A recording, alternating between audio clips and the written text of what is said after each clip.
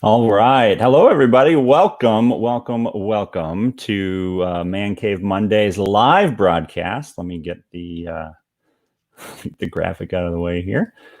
It is Dan here, and tonight I am really excited because we are talking about Star Wars.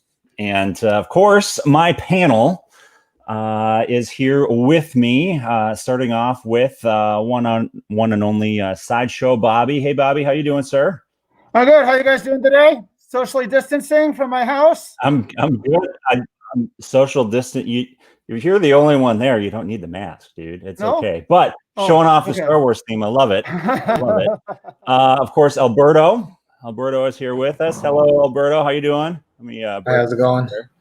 Alberto, yo boy Hank Hill. That's his gamer tag. Yes, if you guys want to follow him on, what are you usually playing on? Xbox, PlayStation? What is your groove? A mix. I usually only really hop on Xbox now to play Minecraft with Ariella. There we go. Ariella, your girlfriend. You guys play Minecraft together? That's awesome. Yes, we have a cute little house in the caves. It's cute. Very cool. I didn't even know. That's awesome. And then, of course, up next, Christian, the Hitman. Hello, gentlemen. Howdy, sir. Glad to see you. Glad to very have you excited here. for today. This is going to be a very I'm rocking the Baby Yoda. You're rocking Baby Yoda. Everybody's got their Star Wars thing going on. Alberto, are you rocking a Star Wars thing at all tonight? I should have. I'm wearing a peach shirt for a band I like, so it's not quite it. We'll find some way to connect that with Star Wars. And then last but not least, Joe, how you doing, sir? How you doing, gentlemen? Oh, there we go. He's got his drink in hand. It's all good. I have mine. Mine's like sitting. Hey, Bobby and I have the same shirt. You got the same shirt? Very nice. I'm gonna have to go grab my drink here. I'll see if I can grab a break and go grab that. Maybe I can do that while you guys are doing your news. Real quick before we dive into the news and tonight's conversation, is there anything this past week that you guys did manly, man cave worthy? Anything fun that you did? I've got one thing I'm going to talk about, and I'll show it in a sec. But what did you guys do? What was your week like? I got one thing. My sink broke, and I ended up tearing out my drywall to get to the piping into the sink, and cutting out the sink and replacing it, which I learned from YouTube on how to do. There we go. There we go. That's okay. Hey, no shame. No shame. That's fine. You know, you gotta do. That's how I learned to do stuff. That's how I learned to do my thing this week. I actually reupholstered a bar stool, and it kind of is in keeping with our theme for this week. This is what it looked like. This is what it did look like. And then now, if you'll excuse my rudeness, I got to get up and pick it up because it's sitting behind me over at my Star Wars arcade cabinet. But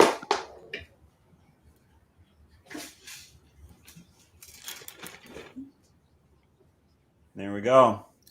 May the force be with you. Looking good. Looking good. So that's my manly thing this week, I guess. One of them. So let me get that image out of the way. What about the rest of you guys? I mean, you don't have to come up with something if you don't have anything, but I unclogged my wife's bathroom sink. There we go. That's what I'm talking about, Bobby. So that's love right there. That's love right there, dude. You're doing the husbandly thing. I love it. Alberto, Christian, you guys do anything awesome for the family or the girlfriends or the wives this week? Just been working hard. There you go. Yeah. At home, just a little gross, but at home, just trying to clean out. Behind this painting right here is a little cubby hole in our wall, and mice have always liked to do holiday visits there and summer visits there.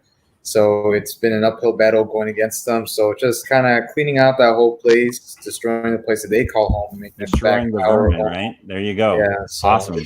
Very cool. It was kind of a gross, dirty day yesterday, but it was okay. But that's all right. Cool. Yeah. We're going to dive into the news quick, and then get into our conversation. Bobby, I guess we can go with you first. Sure. So what we're going to do is, so it's all about comics with me today. So the first thing I really thought was really exciting was that Alien Predator, that Marvel Comics now have the rights to make Alien Predator comic books now. There's no plans for them to integrate into the Marvel universe right now, but they're going to say you never know what will happen in their toy box. But the new promo images, you can see the Predator holding the head of Iron Man over Avengers Tower. So that would be pretty cool going into the new year. The next new thing is the new crossover event from DC called Dark Knight's Death Metal. Because of the whole pandemic, all of the crossovers and all the big major comic book issues were delayed. So now DC is finally releasing their new crossover, series. It is a sequel to the 2017 Dark Knight's Metal, and it concludes Scott Snyder's run within DC Comics. The last time everyone saw the Justice League, they were battling Perpetua, the new dark goddess who created the universe, and the Justice League was losing. She wants to take over Prime Earth and in the process destroy all of the realities and make it into her own image. So she's teamed up with the Bat Who Laughs, and now our heroes are now in this metal-centric world where Batman's brain has been merged into a dinosaur and a monster truck, and Wally West now has the powers of Dr. Manhattan. Okay, hold on a sec. We need to respond to this. That sounds freaking crazy. Joe's like laughing over there. Okay, the Batman Who Laughs has been stinking amazing. I have absolutely loved everything I've been seeing in that series. Are you any of you guys familiar with it? If not, I'm sure that sounded like absolutely crazy. Just a touch. I'm aware of it. I have a friend who's super into it. Okay. He get me into it. All my local comic book stores were out of the hard copies at that point. And I was like, you know what? I'm going to get into it. I wanted it to be like a physical copy. So I've been waiting to try to see if anything comes back in stock. But obviously with quarantine and all that stuff, it's been hard to get out to a physical comic book store. Yeah. Joe, you were laughing. I could hear it from over here, even though the mic was muted. What made you laugh, dude? That's hilarious. I'm curious. Someone's tripping on drugs at DC. You know what? As a heavy metal fan, I'm totally okay with it. That's pretty intense. So, yeah. Very cool. The next one. Did anyone know there was a new 5th Teenage Mutant Ninja Turtle? There is one. She was introduced last year. Her name is Jenica, or Jenny for short.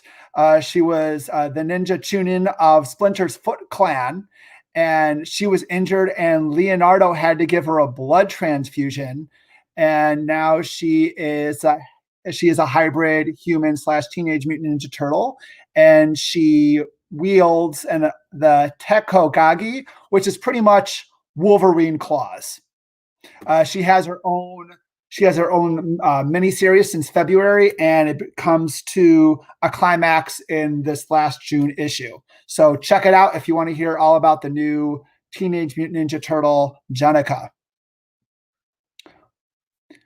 And then the last thing I want to talk about is, did anyone know that there's going to be a sequel to the Watchmen comic? So Rorschach is coming out with a 12-issue series come this October. Just according to DC Comics, it's been 35 years since Ozymandias was exposed for dropping a giant telepathic squid on New York City, killing thousands and ending the public's trust in heroes once and for all. The Minutemen are gone, and only their memory lives on, especially of the infamy of Rorschach, who has become a cultural icon since Dr. Manhattan turned him to dust. So what does that mean for Rorschach when he reappears as part of a pair of assassins trying to kill the first candidate to oppose President Robert Redford in decades? Follow one determined detective as he walks backward in time, uncovering the identities and motives of the would-be killers, taking him deep into a dark conspiracy of alien invasions, disgraced do-gooders, mystical visions, and yes, comic books. Again, to be released October 13th with a retail price of $4.99. Okay, so hold on. So this takes place after the Watchmen original After story arc. Watchmen, and apparently And Rorschach someone died, but now suddenly he's back somehow. Yep. And someone which the spilled the copycat. beans of. I mean, I get it's comics, so nobody's ever really gone. But like, as Luke Skywalker said. that okay, so this is gonna tip us a little bit into the conversation for Star Wars, but I really hate it when the death of a character has significant meaning and then they retcon all of the meaning of that death by bringing the person back. We'll get into that later. Right? Yeah. I got a full piece of that. Christian's loaded and ready to go. Oh yeah, I've been waiting all week. That's interesting, Bobby, that they're doing that with Rorschach. I'm not 100% sure I'm sold on that concept, but I don't know. I'd have to learn more.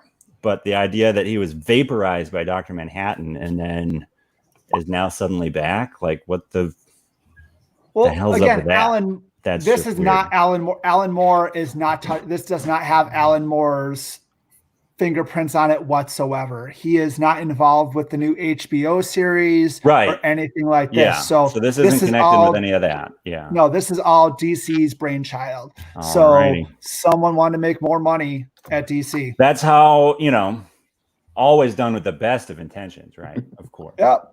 All right. On to thanks for the comic news, Bobby. Alberto. What do we got going on in the movie world?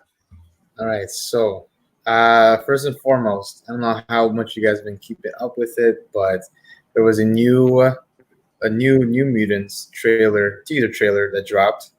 It feels like we are in Groundhog Day, waking up every few months, every couple years, and hearing updates, but just hearing a lot of bad news. So let's hope that this is it. This is finally going to be the time. Go ahead. Do you want me to show it?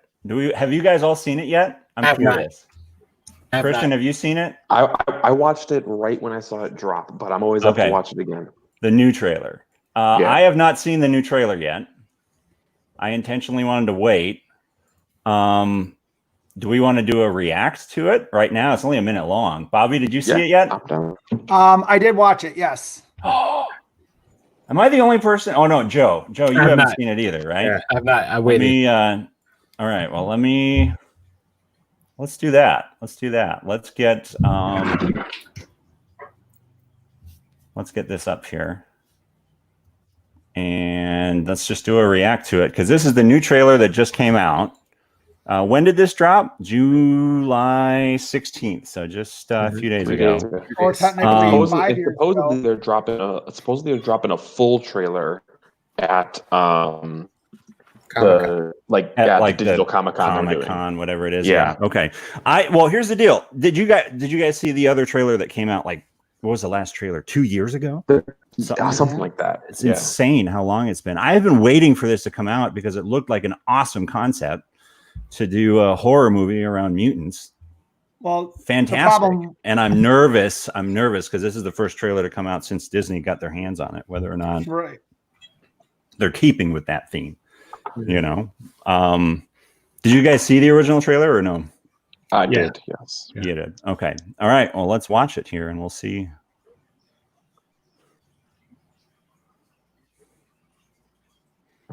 I don't think we got any sound. Oh, they're keeping the song? Okay. No. We can't hear sound at all. You can't hear the sound? We got no sound. Oh, really? Why do I not have the sound? How is it not working? Well, if it's not working for you guys to hear the sound, that right there. Is that basically going to be this movie? Is that the whole thing? You guys can't hear the audio? Okay. I'll have to figure out a way to get that working. Well, they were keeping the theme from the last, like the theme song, the whole "we don't need no education," leave those kids alone. That whole thing was there. So, well, if we can't get the audio working for you guys, then we'll save the reaction for another time. Then, it sounds like they're keeping it with a horror thing, though. Yeah. It looks like they're keeping it with the horror thing. Good Lord, look at that. Yeah, definitely recommend going through and watching the rest of that later. The rest of it? Okay. They're definitely keeping the theme. That's awesome. That gives me some hope. I'm excited. Anything else, Alberto, in the movie news world? Yeah. Oh no, there's tons. But like just to kind of just like put a pin on the whole New Mutants. I'm glad that something's going to be happening. Like you mentioned, after the whole Fox purchase from Disney, it's been up in the air. Is it going to release on Disney Plus? How is it going to be integrated into the MCU? The whole movie world, it's been established for 20 plus movies. How are they just going to shoehorn it in? What does this mean also for Deadpool, considering that one of the characters is supposed to be a sister to Colossus?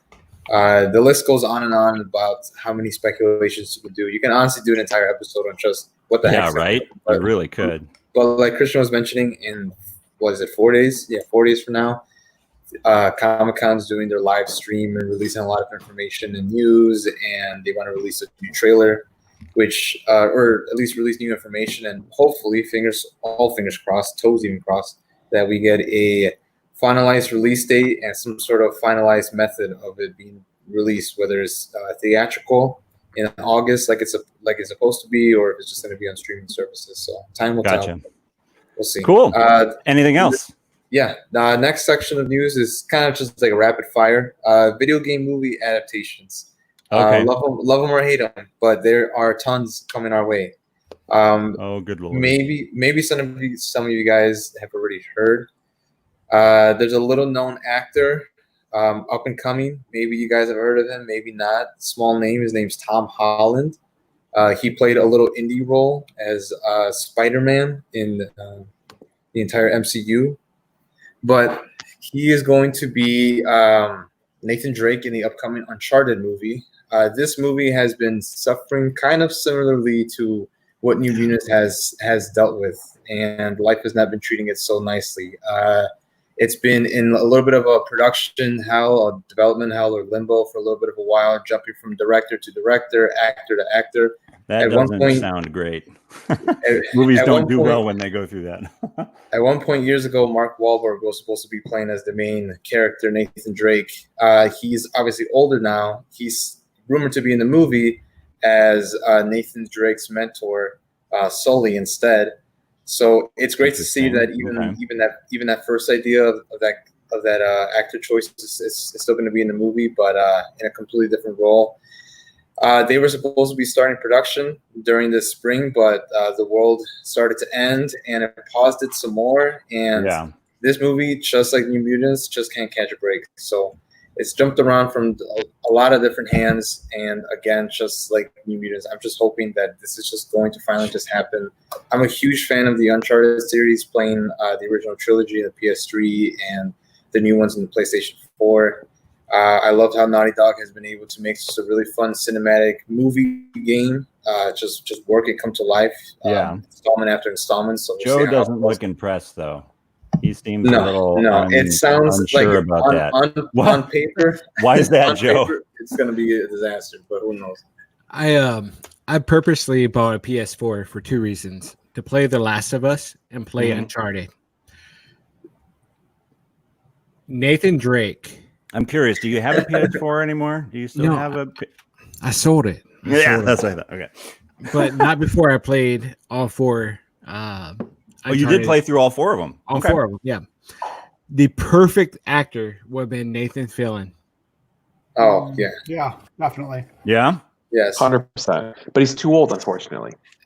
I don't know. I would agree with that. He that's been like the number one like biggest thing. It's the casting. Like above all, it's been the casting that people are upset about, because I love that idea too. I would absolutely love it. I like the idea that the movies are going to be at the beginning of Nathan Drake's entire story. So so then they can possibly make sequels. Tom Holland can grow with the role as opposed to grow out of the role.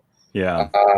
Kind of like the whole Harry Potter type of deal. Seen the little short film that Nathan Fillion made last year as Nathan Drake? I have not. Yeah. So he actually made a short film as Nathan Drake. I think it was like 20 minutes, maybe 15, 20 minutes. I don't remember. And it was great. It was fantastic, but it was one of those things where you could see that it was like that was kind of him resigning himself to the fact like he's never going to get that role in Hollywood. And so he wanted to get that out of the way so people could at least see what he looked like, and it was fantastic. But he's not a big enough name actor, unfortunately. As much as great of an actor as he is, he's not a big enough name to lead what they want the Uncharted franchise. And I can see why they're going with someone younger like Tom Holland, because they want it to be a franchise that has legs, then you got to give it to somebody younger. And if the whole Spider-Man thing is like, God knows what's happening there. Like, I want Mark Wahlberg nowhere. He needs to keep acting and working. So I will say, hey, you want Mark Wahlberg? You want Mark Wahlberg? Nowhere near it. I want him nowhere near this. Yeah. Alrighty, Alberto. I know there's a couple other things you wanted to drop. You can mention it real quick. Yeah, there's two others, right? Real quick. Yeah, we gotta keep moving. Yeah, no. Just real quick, in case you are fans of Saints Row and Just Cause, they're going to be making movies for them too. Barely any details, but I mean, looks like they saw Sonic the Hedgehog and they thought, well, now people want video game movies all over again. So that is happening left and right. And that's what that means, right? No, what is this? And the very last bit of kind of like movie news for you guys is this can definitely pertain to all generations. This classic cartoon's been around for more than half a century. Tom and Jerry is going to be getting a movie, and I'm wondering if it's going to be a little bit in the vein of our generation's Roger Rabbit. Back in the 90s, there was That sounds really interesting. I think in 92, that's when it came out. My sister and I got a VHS tape of a Tom and Jerry movie. Back then when we were kids, it was a part musical, part comedy. And Tom and Jerry had voices, Boston voices, and they looked at each other and they're like, "You can talk? I've always been able to talk. How come you haven't talked?" I think I remember that. For an hour and a half. So I think the directors have learned from the response from that from the 90s, decided to go more in the vein of Roger Rabbit and maybe even like Space Jam, kind of having the live action mix in with the classic 2D animation. It's going to be really cool to see that because we haven't seen really anything like that since Space Jam. I'm excited to see with the new technology. Was the was that Rocky and Bullwinkle? Did you guys ever see that? Yeah. Oh, yeah. That was another one. That wasn't exactly great, but yeah. But this one seems like it's going to be like a classic Tom and Jerry scenario where people are working at a hotel. It stars Chloe. And they're trying to kill each other, basically. Yeah. So they hire Tom to kill Jerry, and there's Michael Pena, and there's going to be Chloe Grace Moretz. She's going to be in the movie as well. So I'm excited to see all of this come together, regardless if it's bad or good.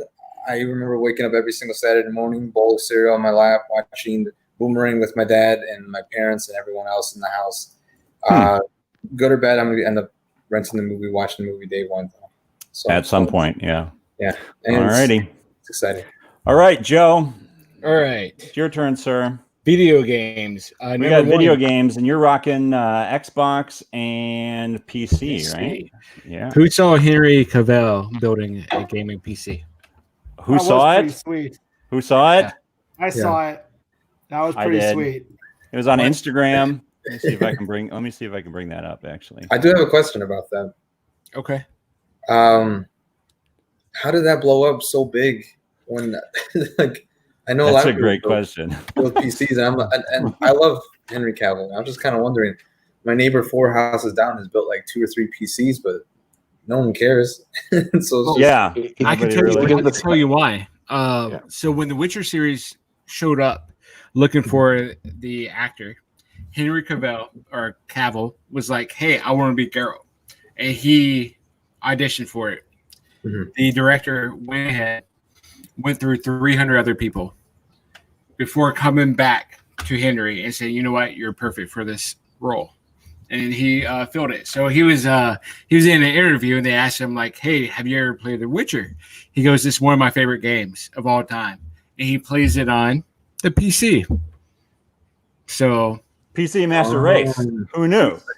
Yeah. And and the funny thing is he was doing interviews and stuff for, I don't know if he'd officially gotten the role yet or not, but somebody in the entertainment world asked him what console he plays on. And he looked at him and was like, PC Master Race, and then walked away. And you're just like, oh, no, he didn't. Yeah. No, he didn't. And people were like, he doesn't play. No way. Proved it by building his own PC. So that is a big deal. That's a really big deal. And he's a fan of my favorite game of all time, which is The Witcher 3. So number 2 is Call of Duty Warzone update. If you guys play Call of Duty Warzone, their updates are 1, enormous. 2, they're coming out with a ginormous team deathmatch. So that seems like a frantic time to do. I might actually hop back into Call of Duty and try that out. I've been playing Destiny 2 and Ghost Recon Breakpoint. There we go. So that's my jam right there. It is. So moving on to number 3. Next Thursday, the Xbox Series X event will be happening. They'll be focusing mainly on games. They won't be talking much about the new console coming out this Christmas, but it'll be an hour and a half of video games that are going to be debuting and showing. We will also see the world premiere of Halo Infinity, which I'm pretty excited about. That's going to be really exciting. I know people are really stoked about that. So very cool. And last of all, you're an Xbox person anyway. Yeah, I'm an Xbox person. So the last of all is I've been playing through the Assassin's Creed, getting ready for the Valhalla coming out in November. Yes. So just let everyone know who's listening. The date is July 19th. Ubisoft has a massive sell on for all their AC games, Assassin's Creed games, and their Far Cry games as well. I actually bought Far Cry 5 on the sale. So if you guys are looking to hop into an amazing franchise, Assassin's Creed is amazing. I would suggest that you start at Assassin's Creed Brotherhood and move on from there. And do not really? Yeah. You don't think Assassin's Creed 2?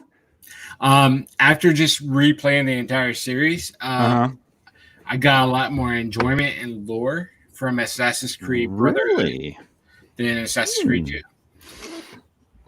What if I've only watched the movie?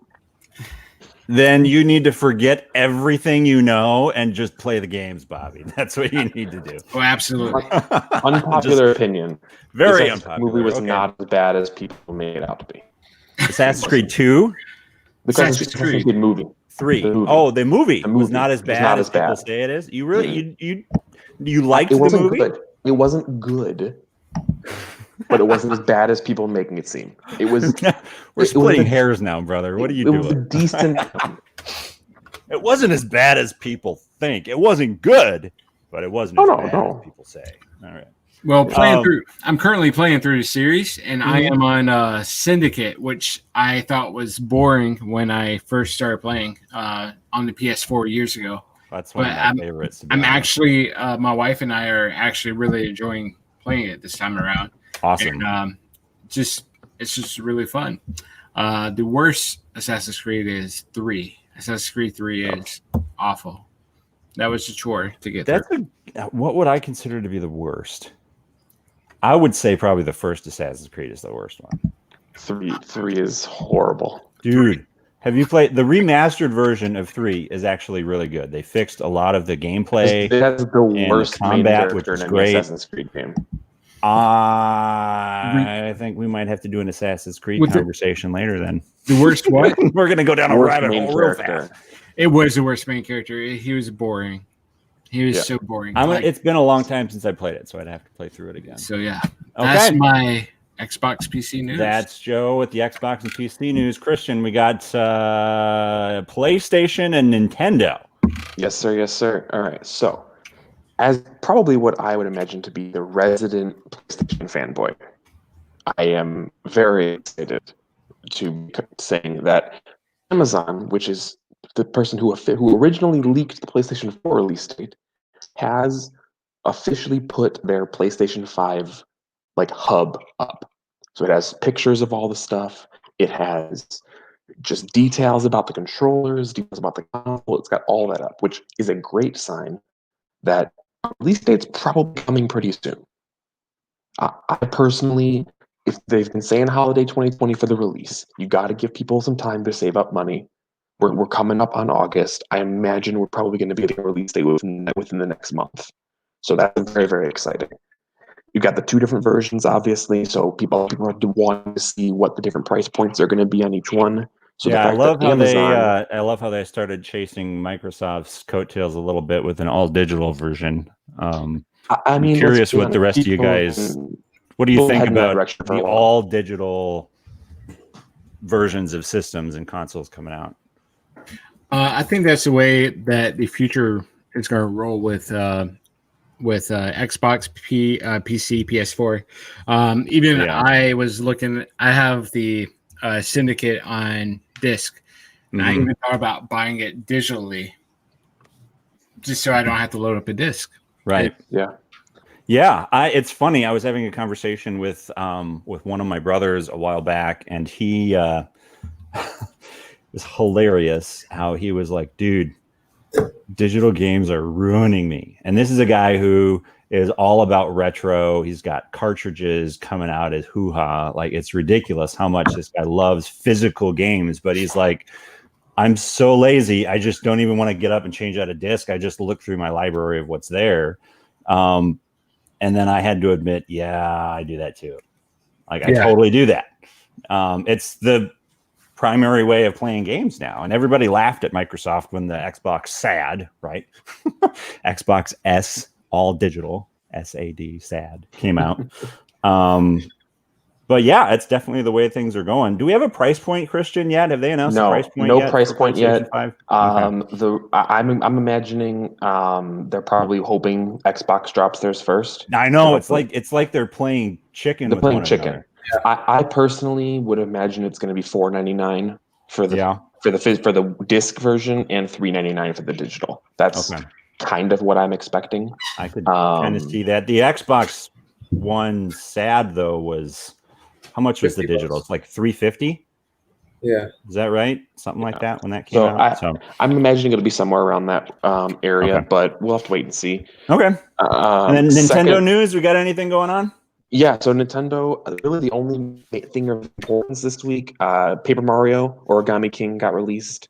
It's interesting. The latest in an interesting Paper Mario series. Originally, the old Paper Mario games on GameCube were massive hits. They were kind of in the spirit of the Mario RPG, right? Yeah, like they were. Yeah, exactly. And so the newer ones on Wii U have been pretty much bombs. They've been horrible reviews. I'm pretty sure the most recent one before this one averaged 5 rating out of 10. This one has been getting decent reviews so far. I personally own a Switch. I have not bought that yet. I'm going to pay full price for it personally. But it looks nice. If you how much is full price? I'm curious. I believe Switch games. I believe it's $39.99. Really? I think so. I think Switch games are $40. Yeah, I'm just curious. How many of you guys own a Switch? They're $60 full price games. Are they? Okay. Alberto, do you have a Switch? Yes, sir. I don't Bobby, see my Switch. Do you have a Switch, Bobby, or no? Nope. He's shaking his head. I'm not allowed to buy video game consoles. You have a PlayStation, right? PlayStation 3? I had to put that away. Oh, dude. Wait, why? Why, Bobby? My son was starting to mess with it, and it was gathering dust. Yeah, that'll do. And the only game I ever played on it was Batman: Arkham Asylum. Well, if you're gonna play a game, that's an excellent choice. That's an excellent choice. So I only get to play iOS games on the iOS. Joe, do you have a Switch or no? No, me either. Okay, curious. Cool. All right. Last little bit of news is just Ghost of Tsushima got released on PlayStation 4 this week. It's the latest from Sucker Punch. Mm-hmm. And Weekly Famitsu, which is Japanese Game Informer, essentially. It's a very critically acclaimed magazine in there. Yeah. Gave Ghost of Tsushima only the third time ever a perfect score for a game not released in Japan. Really? For a game, a non-Japanese score. Yes, a game not made by a Japanese developer. It's only the third time ever. And the other two were Elder Scrolls V, Skyrim, and Thought 5. That's a really big deal. Wow. That's some pretty good company to be in. High praise. I've been playing That's it this high week. Praise. I purchased it. I've been playing it. I'm loving it. Okay. Graphics are top notch. They're what kind of game is it? I don't know anything about it. I have a PS4, but I barely touch it. So. It's in. I would say it's in the Assassin's Creed family. Okay. Is it RPG? Is it? No. It's more like it's like. I mean, it got some RPG elements. It's got customizable armor. You can upgrade your weapons, that sort of stuff. It's a samurai game, and it's about the kind of moral dilemma between wanting to fight as a samurai or needing to fight dirty to save the country. Okay, gotcha. Okay. Yeah. All righty. So I'm enjoying it. And last little tidbit of it. It has the first game I've ever seen where the people you're following run at the same speed you do. You start sprinting, they start sprinting. You walk slow, they walk slow. That's how it should be. You shouldn't be having to wait for them to catch up to you. That's actually a ironically groundbreaking feature. Yeah, right? Why do they not do that? How many times do they? Good Lord. Yeah. That seems like a no-brainer there. So right, exactly. Okay, moving on, TV and streaming news. We've got a few things. I'm trying to decide what I want to lead off with here. I got a couple things. Well, we'll start with this one. We'll go with Witcher. Joe was just talking about Witcher. He's going to be happy to see this. Witcher Season 2 has began production, coming to Netflix. I don't think they've announced an official release date yet for it. But the original season, the first season, got a lot of critical acclaim. Have you guys seen it? Obviously, I'm pretty sure Joe has. Have any of you guys seen season 1 of The Witcher yet, or no? I started the first episode. You did? Okay. Same. I watched the first episode. Haven't gotten any further yet. Okay. I got a little bit further than you guys. I got to episode 3, and I have yet to be able to finish the rest of it, but it's definitely on my list. I'm really excited because as one who played through 2 and 3, well, I didn't finish 3. See, look at that. Look at that. You think this might? No, show us again, Joe. Let's get a closer shot there. What do we got? Oh, even more. The Witcher. It's all about The Witcher with Joe. That is legitimately his favorite series. So, so that's exciting. That's coming out. They finally started the pre-production of it, which is cool. Next, we've got some interesting stuff going on with Stranger Things. They have been sued for copyright infringement.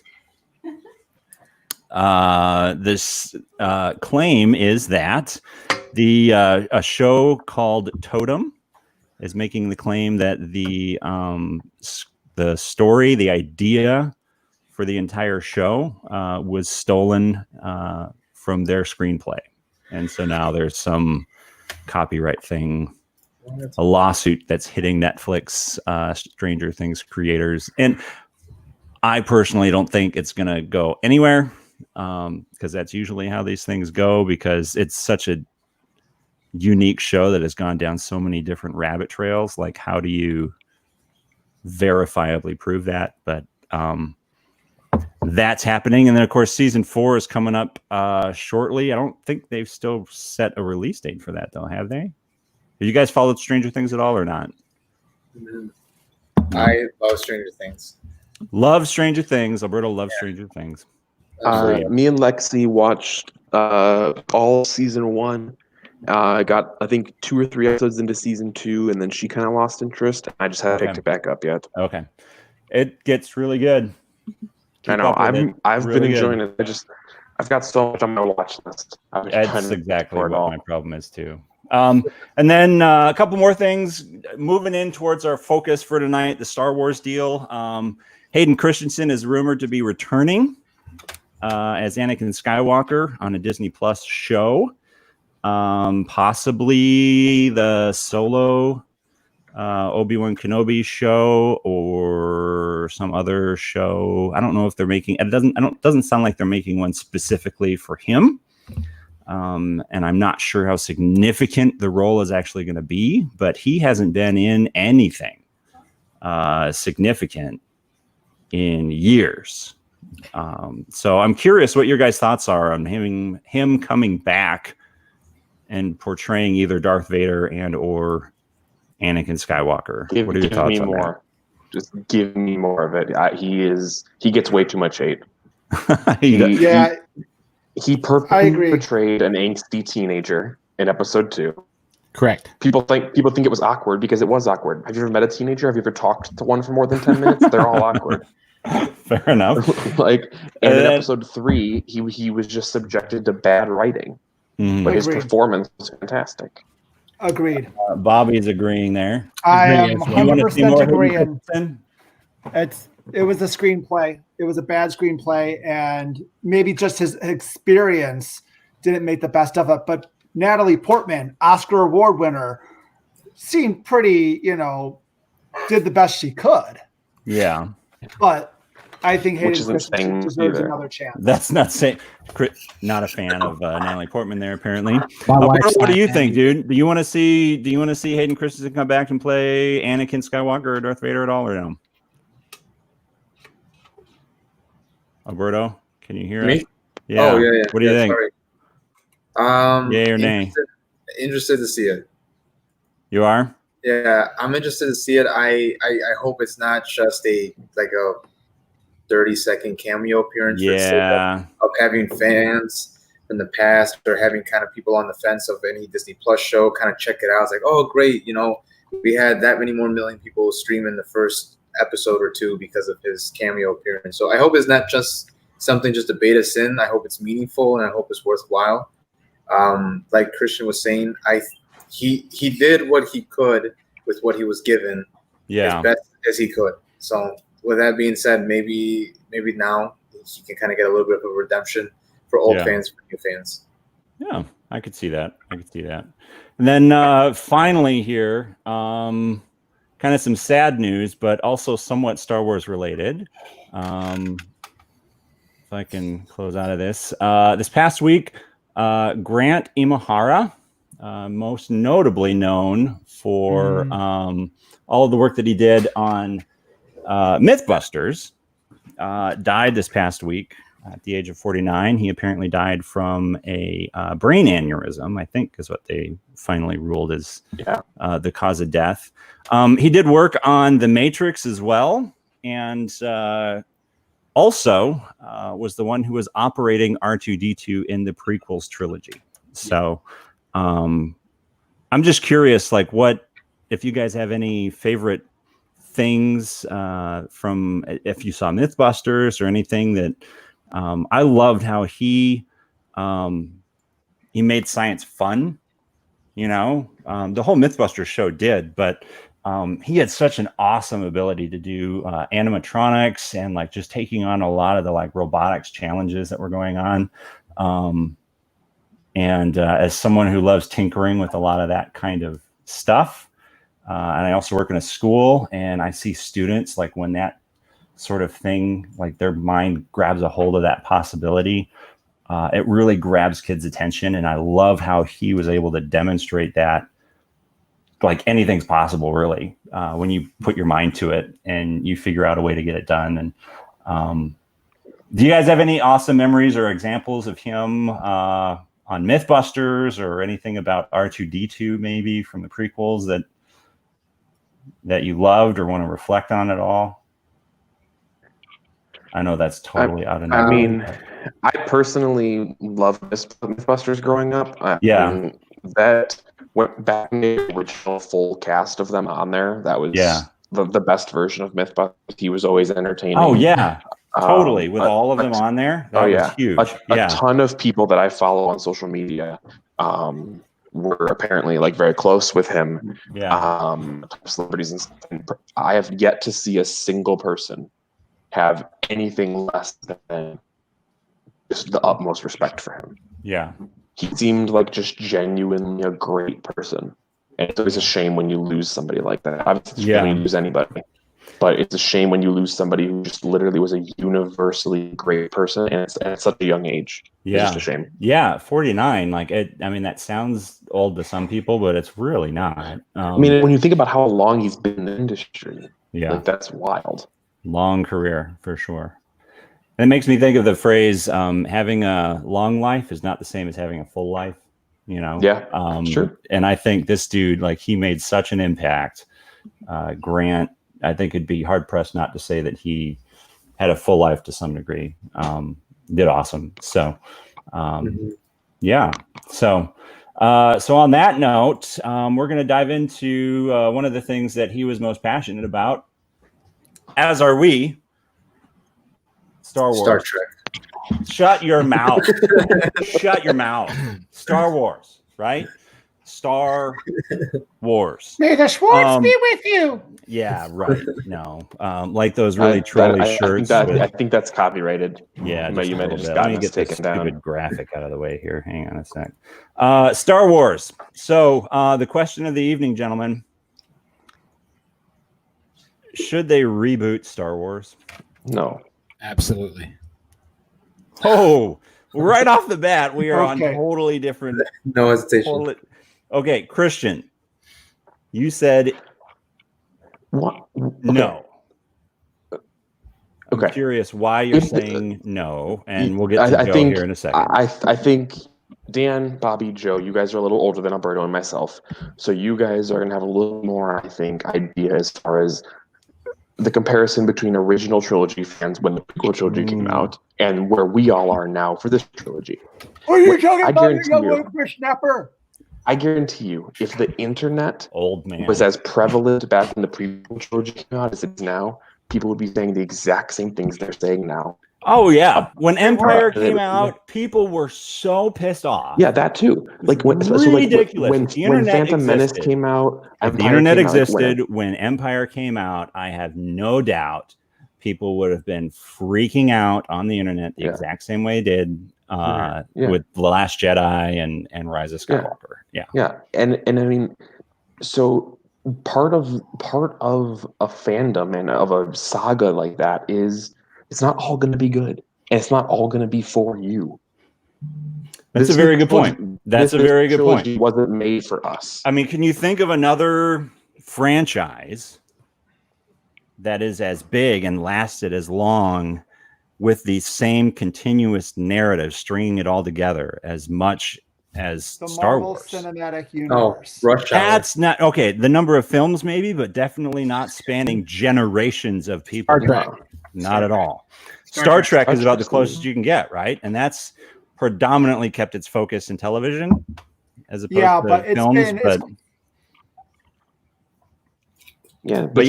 And they tried to do a reboot. Star Trek tried to do a reboot. And they're doing it again. Exactly. Joe, you said absolutely. Why should they reboot Star Wars? Who's here have read the expanded universe at all? Yo, read a couple, not the whole thing. That's massive. So I've read a couple things.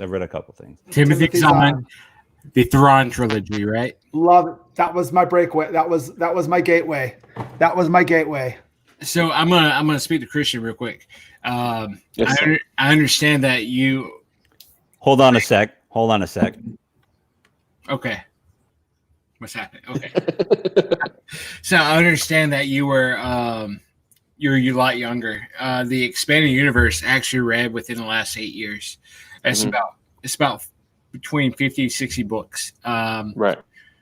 The reason why people hate the new trilogy so much is because fans picked up this expanded universe and read the man that Luke Skywalker became, and then watched this trilogy shit all over him.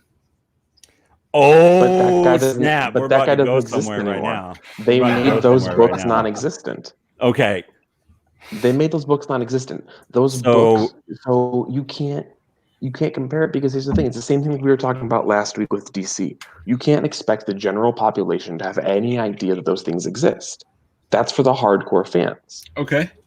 So if they go into this new trilogy and start trying to reference all these books, you're going to immediately lose 50% of your audience, because they're going to say, I don't know that they wanted to reference the books, Christian. I think the fans were hoping that they would see the books brought to life on the screen. Okay. So you'd still be like building it up and all of that, you know. But and there were elements of the book, of the expanded universe within the Force Awakens trilogy. If you read them all, you can see that Jason, Gianna, the twins of Luke, they were there. They were different, was Kylo and Rey. Yeah. You know, there was all sorts of elements there, but my biggest thing with the new trilogy was I enjoyed The Force Awakens. It took me time, but I learned to really like The Last Jedi. But I despise The Rise of Skywalker. It is the last if we talk about our favorites, that's the last on my list.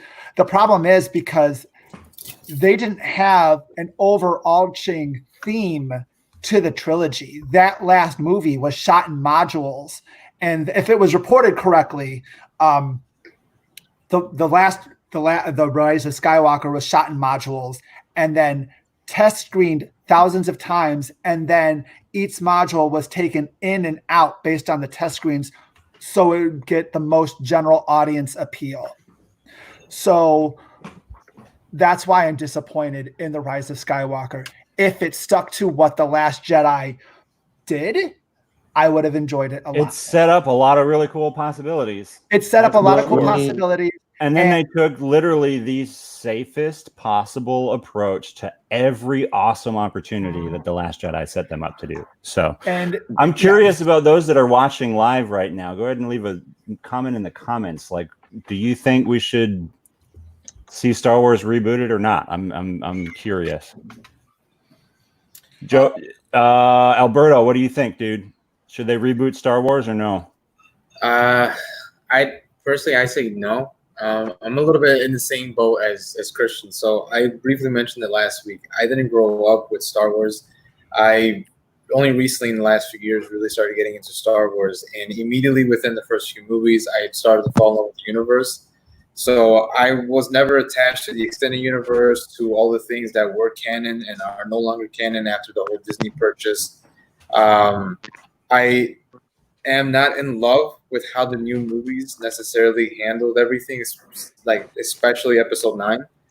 But I think it's kind of soon to reboot. I mean, we point fingers and we laugh at Sony for rebooting Spider-Man cinematic universe so quickly after the Tobey Maguire, and then now we're going to be rebooting Star Wars. I just kind of would prefer, even as a new fan, I would prefer.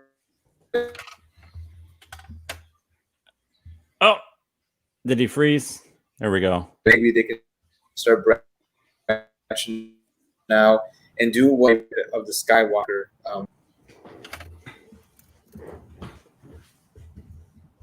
I think Alberto's losing his internet. Yeah, I think we're losing him. I think we're losing Alberto. No. Are you there? Oh, there you are. Okay. You guys hear me? Yeah, I can hear you now. Yeah. You were dropping there for a second though, dude. Okay. Okay. Oh shoot, sorry. So here's the deal. Okay, so we got some people going absolutely. Somebody on Facebook doesn't show their name, but absolutely. And should we reboot the whole franchise, or should we reboot just the sequels trilogy? Like, I'm trying to find, let me see this graphic here. We've got Kathleen Kennedy, it sounds like, is in talks to, we talked about it, I mentioned it briefly last week. Right. So that she might be out, right?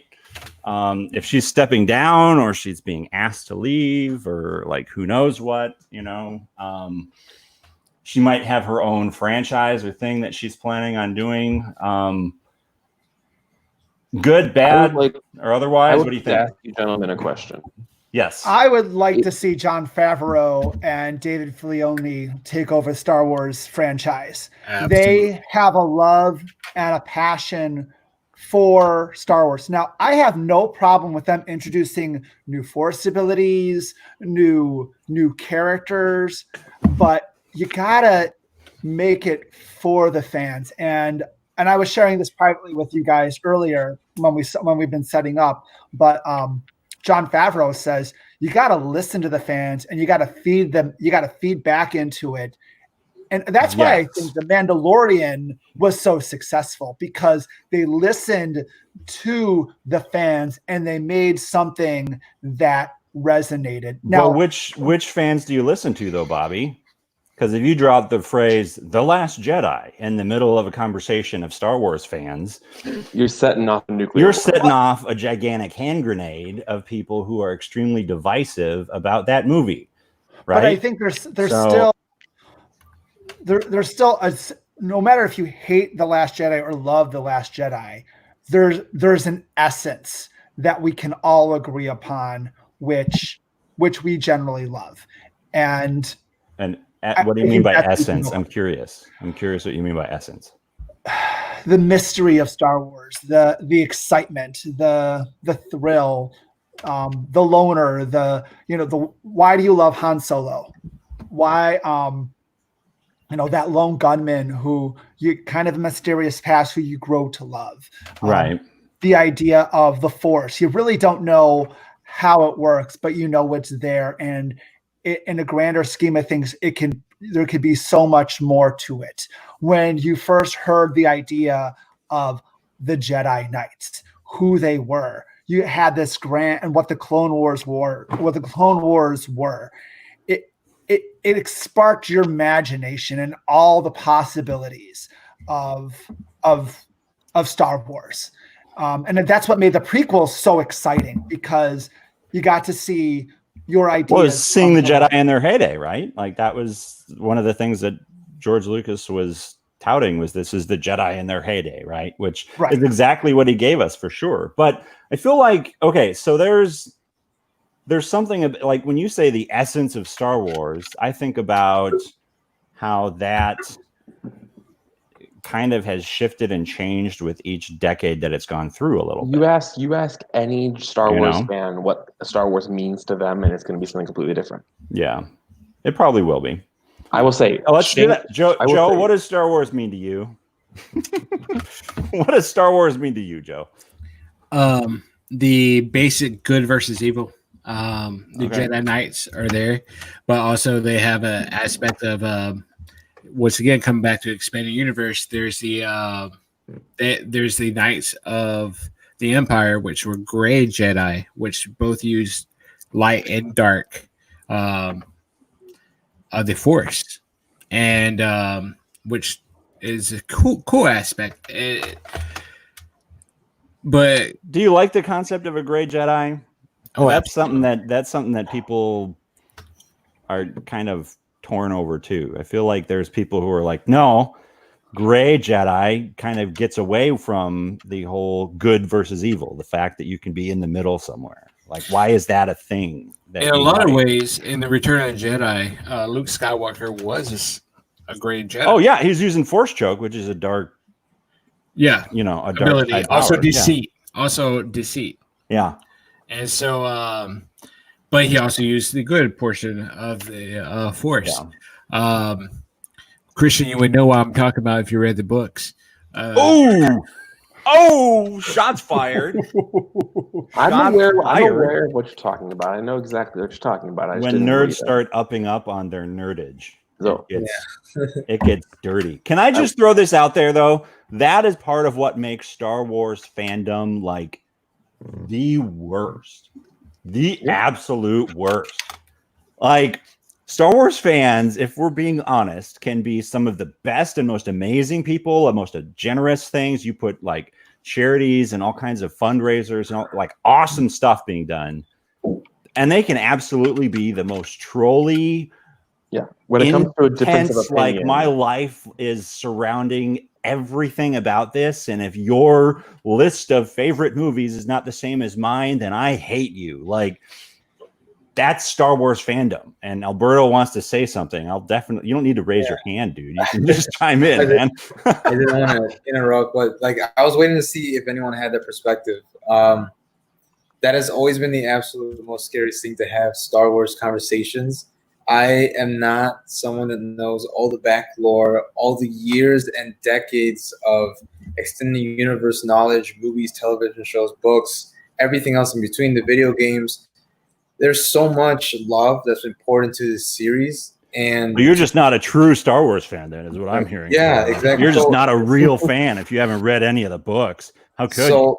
So it's always been real tough because like we mentioned it last week. Christian and I grew up in the era where the prequel trilogy was the one that was released, and I know it's down upon from a lot of people, but it is what still introduced me to the entire Star Wars universe. It's what got me started. I know that for Joe, it was one thing. Bobby was another thing. Dan, and for you, it must have been another. Joe was getting all hyped up on Slave Leia. That's what it was. We talked about that last week. My wife may or may not have that costume. May or may not. But that's and it just got silent. No, hilarious. But here's the thing. Okay, so again, going back to the best and the worst parts of Star Wars, the fandom, I think that's part of why the sequel trilogy got such like just awful hatred from a lot of Star Wars fans, is because they've got in their minds what they think Star Wars is and should be, based off of the books, based off of the comics, based off of everything that they've poured into as far as making Star Wars their own. And some of the coolest things about Star Wars and George Lucas's approach to it is to let the fans freely do what they want and make whatever they want. Like there's this picture I saw that was really cool. Someone decided to show a Star Wars Revenge of the Sith or end of like the entire saga with Hayden Christensen never having been burned and all of that. Like, what if Darth Vader never got his face torn up? And it's got it's got Ben Solo next to it, or all of that stuff. Fans make some really cool stuff, like, without question. There's some really cool concepts and ideas out there.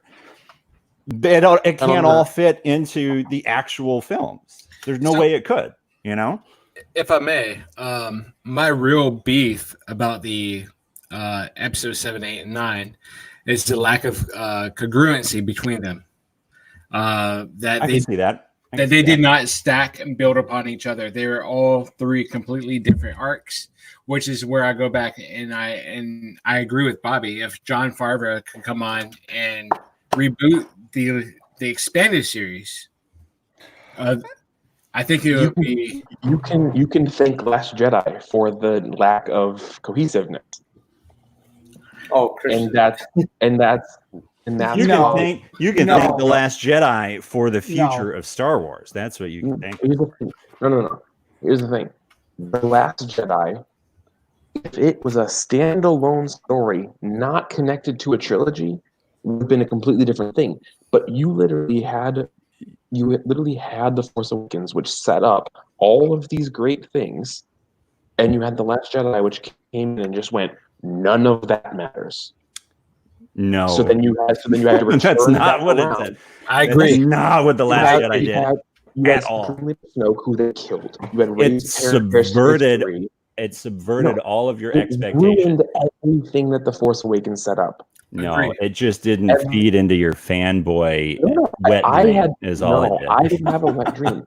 Name one plot point from The Force Awakens that The Last Jedi carried through. Like one mystery that it like. It's not about the mystery, dude. Okay, The Last Jedi has more to do with the connection of and carrying on the spirit of everything Star Wars than you give it credit for.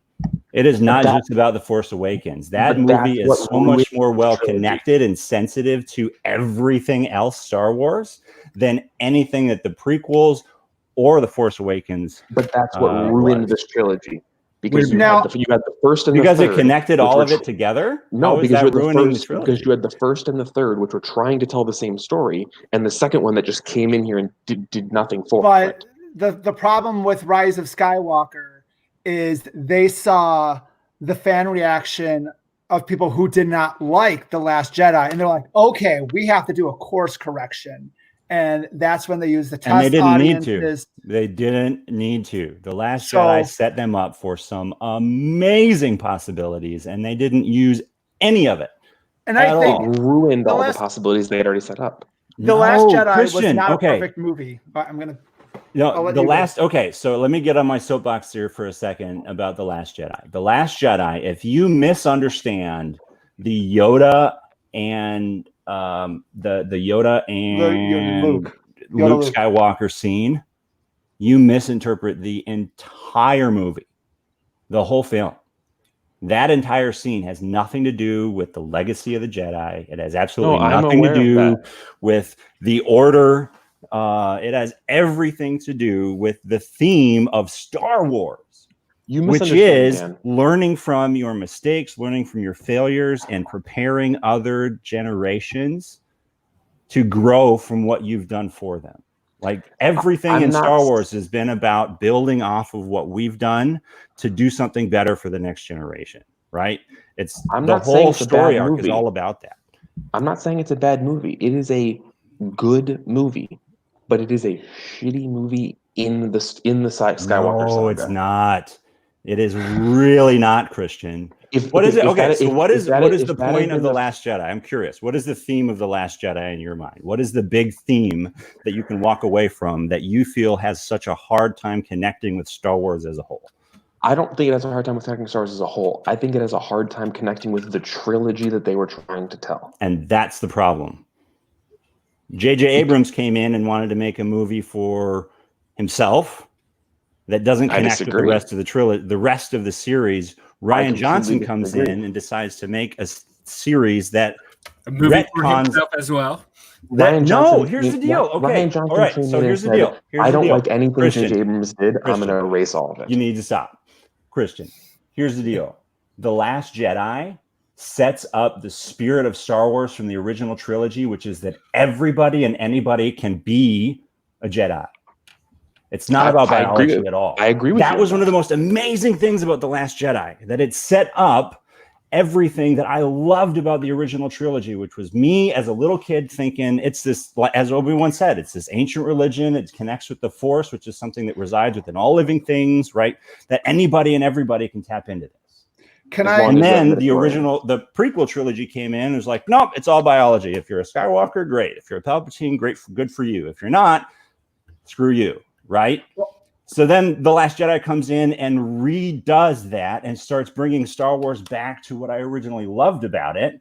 And then The Rise of Skywalker comes in and is like, nope, screw it. It's back to biology. Which, if The Last Jedi had been the first movie in a trilogy, that would have been a completely different story. But it wasn't. It was the second movie in a trilogy, and it ruined everything that had been set up in the first movie. What was it that was set up in the first movie that you were so disappointed with? I'm curious. Supreme Leader Snoke. Love the fact that it was never about Supreme Leader Snoke. It was never about Snoke. You're just thinking it was about Snoke and wanted it to be, and so suddenly it's hold on a second, Dan. Disappointed. Let him finish, Dan. Yes, true. Go ahead. Okay. So Supreme Leader Snoke was turned into a completely irrelevant character. Literally no purpose. They didn't even give him a purpose and then kill him. Just was said, nope, he doesn't matter. Mm-hmm. Any semblance of importance to Rey as a character, which was already set up in the first movie, gets eradicated. Luke Skywalker's entire character gets eradicated. Okay. Literally the entire character that is set up leading up to this point is worthless in that movie. Boom. And you literally turn Finn, who had potential to be one of the best supporting characters and one of the coolest supporting characters, as a former stormtrooper turned good guy. You turn him into a whiny baby. Turn him into a simp. Yeah, exactly. Exactly. And you introduce an unnecessary character in Rose, and you have the worst side plot in any Star Wars movie in the casino side plot. Oh, you mean the one? You mean the one that talks about how the entire war has war profiteering in an elite class that also makes money off of animal cruelty and war profiteering, like that whole thing where they elaborate on this other side of this war that's taking place in this entire franchise, and we never got to see that actual side of the galaxy exposed to us. Yeah, how dare they show us that? The one where they go to find Bobby, this master hacker. I'm going to chime in. Couldn't they? Rogue One did what they are trying to do in The Last Jedi. Yes. What you love about Rogue One, Dan, and Rogue One's one of your favorite movies, correct? It is. We'll get to that here after in like just a sec. We're going to break down all of our orders of these films. We will. So Rogue One went into the nitty gritty, what we knew what was happening in actual Star Wars. It was the war. It was people, the good guys were assassins too. Yeah. And that's what you could have made another movie. You could have made something else different by going off that fact. Now, I think there's a lot of good concepts in The Last Jedi, and I do like The Last Jedi. I think it could have been executed a little bit better. If they were going to make Luke Skywalker total, like they had to explain why he was hiding. I don't like that. I wish they could have changed a couple things with it. But I don't explain why he was hiding if you want, Bobby, but I don't want to keep taking all the talking time because I know I can do that when I get passionate. We've had this conversation. No, because you and we've had this conversation. We have. Christian's 100% totally wrong, and I can explain all of it, but we don't have the time for that. Okay, wait. Can you explain it because of what happened after, or can you explain it because of what happened in the movie? I could explain it because I understood it as I was watching it for the very first time. Yeah. Damn. Totally.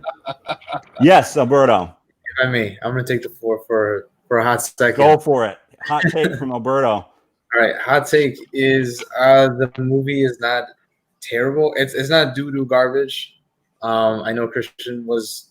I can definitely tell you're passionate about your side. Dan's definitely passionate about his side. I can see both points.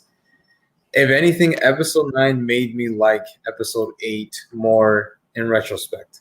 It made me look back and be like, okay, if number 8 was going to go one fully different direction, and if they really were going to go a little bit more ambitious with telling all these different side plot, different side stories and whatnot, I just wish they stuck with it in Episode 9 instead. Episode 9 clearly showed a lot that, okay, everyone, there was a chunk full of people upset about Episode 7, a lot of people upset about Episode 8.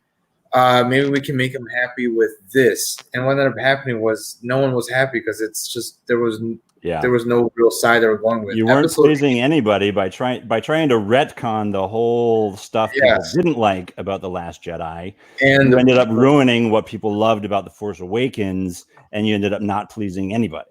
So there's a lot of minor things that I ended up not liking of Last Jedi, but one thing that I do love a lot was what Bobby was just mentioning. It at least started to do, or like specifically like Rogue One, it did what Last Jedi set out to do. Let people know that like the heroes don't just exist in this one bloodline. And I absolutely love that. There's like, I'm sure you guys have seen like the movie The Incredibles by Disney Pixar. Mm-hmm. And what makes Syndrome so effective is that like this is someone who's so hell bent on the idea that like once you even out the playing field, then all of a sudden there's no such thing as the superhero class and then normal people. And Rogue One is kind of like once you finally start to blur that line of the Skywalkers and just bodies that are going to get blown up and shot by stormtroopers and other blasters. Now all of a sudden anyone could be a hero. Anyone could be there saving the galaxy. Everyone could be like the protagonist of their own story. And I wish, and that is one of the things I loved about Rogue One. I love that about Rogue One, and I felt like The Last Jedi had elements of that the other films didn't, like Rose's sister dying and sacrificing herself so that they could continue to fight. Like those elements were really cool, and it wasn't just the Jedi person that was doing it, or the Han Solo-esque guy that was doing it. So I will say this too: The Last Jedi had it kept you guessing which is something a Star Wars movie hasn't done for me in a long time. Like the fact I will agree with you on that. When Kylo Ren is reaching out his hand and extending an opportunity for Rey to join him, I genuinely thought she might actually say yes. Yes. Like, without a doubt. That kind of a moment right there is exactly the kind of thing that I saw and experienced in the original trilogy that I didn't get in the prequels and I didn't get in The Force Awakens. So I love the fact that it kept me surprised, that it subverted my expectations and gave me another opportunity and a way to look at Star Wars that I hadn't really seen since my original youth. But that's just me. So I got a list here. You guys sent me the list of how you break down all the Star Wars movies. And Bobby, since you're there, we'll start with you. If I can bring this up on the screen. Here's how Bobby's breaks down. You want to talk through this at all? We don't want to spend too much time on this. No, but, Empire. I mean, the original trilogy. Your top one's Empire. The top one's Empire. Followed by A New Hope, because that was the original, and Return of the Jedi. Yeah, Return of the Jedi was when I fell in love with a kid. That was the one I loved, with Luke jumping out into the Sarlacc pit. Revenge of the Sith. That was the whole reason I wanted to see the prequels, was that movie and how that broke down. So then the last one, though, at the bottom, you have The Rise of Skywalker and Attack of the Clones. Yep. The writing. Is the writing. The writing. In both the writing. Yeah. The writing. Attack of the Clones is so boring. With the exception of the last 20 minutes, I find it's so boring. Well, the thing was, it was supposed to be the romance, and it was a pretty cruddy romance, and Anakin came out more like a psycho than a love interest in it, and it didn't. So I mean, so Padme came across as a pedophile. Yeah, just a little bit. Good Lord. So then, Joe, here's Joe's list. Joe starts with The Return of the Jedi, which I'm actually kind of surprised by, but Slave Leia, right? Why does that surprise you? Because it's the weakest of the original trilogy. That's why. And it's your favorite.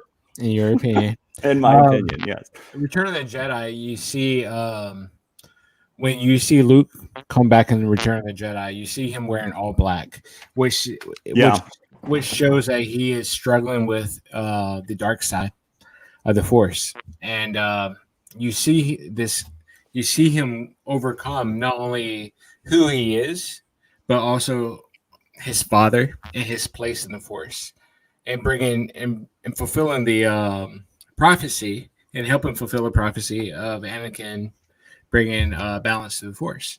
But also you see a new hope, honestly, a new hope in The Last of the Jedi, because you see him, you think this guy's going to go on and create a new Jedi Order. Revenge of the Sith. I love the Revenge of the Sith. It's one of my favorite ones. I love watching it when Anakin Skywalker is with Mace Windu, and Mace Windu said, "Hey, if what you're telling me is true, you've earned my trust." And he shows up, and Mace Windu is like, "Stay back." Every single time I watch it, I'm like, "Do not kill him, dude. Do not make this decision." And he does. There it is. And, Empire Strikes Back. Even Samuel L. Jackson's like, yeah, he survived. He's badass like that. Like, all right, Sammy. I'm not going to argue with you. The Rogue One, I like the grittiness and darkness of the entire entire movie. When it comes to Attack of the Clones, I skipped Empire. Empire Strikes Back. I like the betrayal. I mean, it's iconic at the very end. Yeah. When he says, "I am your father," whose father? What are you talking about? What? And like, I remember when first time when I watched that, and I realized, I was like, "Oh shit!" Yeah, there's that moment for sure. Bobby's got a Mr. Potato Head Darth Vader. Darth Vader. Love it.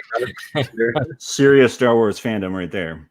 So let's, instead of going through the whole list though here, let's grab your last two at the bottom though. You have the Rise of Skywalker.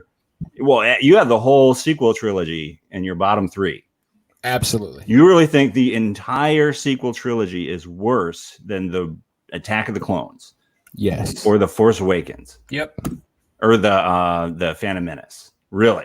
Yes. Why is it that bad for you? I'm curious. Why is that? Once again, in my background of reading the expanding universe, so you're just a butthurt fanboy that was hoping to see the books come to life. Is that what it was? No, I wasn't expecting that at all. Okay. What I expected was to see a Luke Skywalker fulfill his destiny and provide a new Jedi Order. I was expecting to see in the Force Awakens and seeing that fall. I feel like Luke's reaction compared to his character in the first original series, his reaction to exiling himself was not his character, just in general. So I'm curious though, so what you're talking about is essentially the Luke Skywalker that happened before the sequel trilogy started. Yeah. Because he was building it up and it was happening and he was that guy. And then they pick up the sequel trilogy after all of that falls apart for him. So you would have rather seen that rather than what we got. Even Mark Hamill himself hated his character. Okay. We'll get into that. Okay. But he said that he had doubts originally when he read The Last Jedi script with Rian Johnson, but since came on board after talking through the whole arc of his entire character. Yeah, money talks. We got that. No, it wasn't money talking. I don't 100% money talking. But anyway. So I want to touch on two things. On The Last Jedi, I'm going to agree with Christian. They built up this entire plot about Rey's parents and on who Snoke was for it to mean nothing. And that's the best possible answer to that question. And Rise of Skywalker is just a hot garbage fire. Yes, agreed. So, okay. Who else do we have? Bobby. Christian. Yes, sir. All right, so I already know I'm going to get some mean looks from a few of you gentlemen on this list. So I'll start with my bottom, Last Jedi. If the Last Jedi was a standalone story, that movie would be up towards 3 or 4 potentially. But I cannot judge it as if it was a standalone story when it was not. It was what was supposed to be the middle piece that holds that trilogy together, and all it did was ruin it. 10, Attack of the Clones, obviously, dumpster fire. Yoda at the end busting out his lightsaber. We all agree that was pretty. There's a lot of cool elements of the really Attack cool of the Clones. Yeah, a lot of cool pieces. There's a lot of cool things, but the script and the story. Creeper Anakin freaking out in front of Padme and saying he literally committed genocide of an entire village and race of people, and that doesn't become a turnoff for her, and she's making out with him she's like hell yeah. What the heck? I love you too. Warning, right? Not cool. Okay. Number 9, I think, is the one where a lot of you guys are gonna give me crap. I'm shocked that you put that low, dude. I am. Here's the thing. It holds up the worst out of that entire original trilogy. Yeah, but it still holds up better than the prequels. I disagree. Well, at least better than most of the prequels. Put it that way. I think and for me, it might just be like a disconnect. I think the just horrible, and you know what? And it might be because the version I've watched most recently is the butchered version that they've done all of the updates and fixes to. Yeah. But if you haven't sat down and watched the original version with all the just awful all of the awful special effects that probably didn't age too well, but the story itself, top notch. Very good. You got Rise of Skywalker slightly above that, just for me, because I feel like it's a good. It does the best it can to try to give us some sort of an ending. Yeah. And if we have time, I have a whole conspiracy theory about the end of that film, which we can get into in a few minutes. Interesting. I don't know that we have time. Well, I mean, we're trying to clock in here at no more than 2 hours, and we're already an hour or 30. Maybe we'll save that for a future conspiracy theory. Save it. Yeah. We might have to go into a part Jumping two up into your the top few though. You've got Revenge of the Sith, Empire, and Solo. Yes. Solo's in your top 3. Yes, sir. You have The Last Jedi dead last and Solo in your top 3. Yes.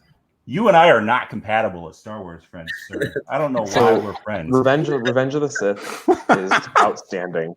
I think too many people forget about it when they talk about the prequel trilogy. For most people, you know what? Again, you know and what? They made that even worse in the updates of it. George Lucas made it even worse with another edition. But you know what? Yeah, he wasn't happy. One moment does not ruin a film. One line does not ruin a film. Empire Strikes Back, obviously, it's 1 and 2 for me are almost interchangeable. Yeah. 3 for Solo. I just rewatched it. It gets way too much hate.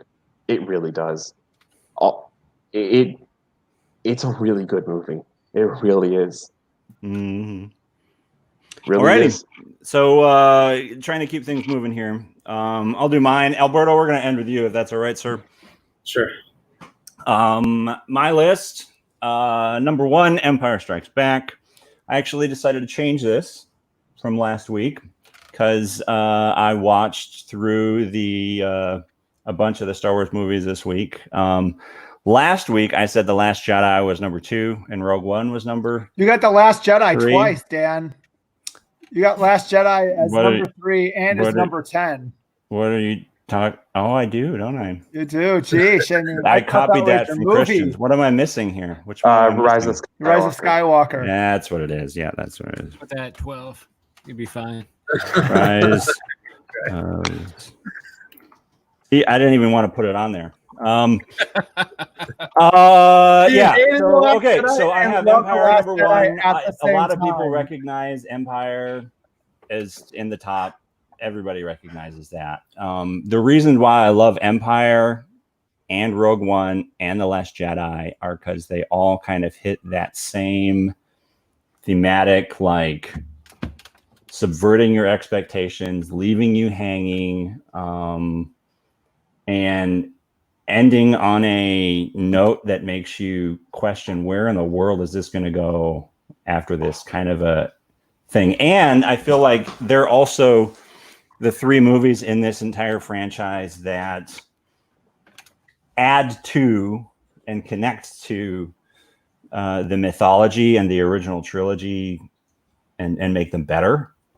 Empire definitely makes the original trilogy the amazing trilogy that it is, because of everything that was accomplished in that movie.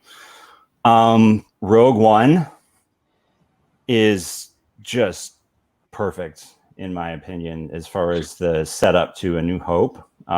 It gives context to the conflict and the weight of what's going on throughout the whole galaxy beyond just the Skywalkers, which I love.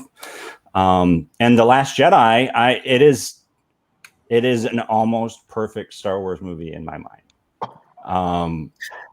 And it is because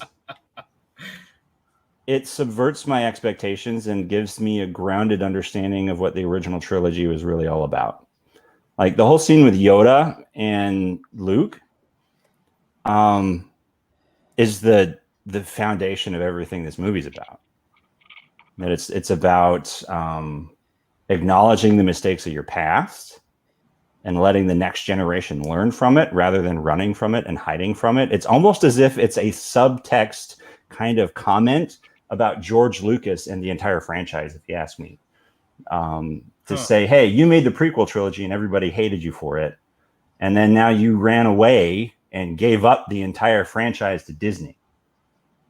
Did you learn from your mistakes? Did you pass on to the next generation of filmmakers anything Disney that you did not learn from their mistakes? No, that's exactly right. So Luke Skywalker, here's the deal. Everybody who's like, Luke Skywalker is supposed to be this badass and he's building the Jedi and all of this stuff, right? Yes, he is. And he was. And then he fell prey and victim to the exact same mistake of the generation of Skywalkers, which is the same mistake that Anakin Skywalker made.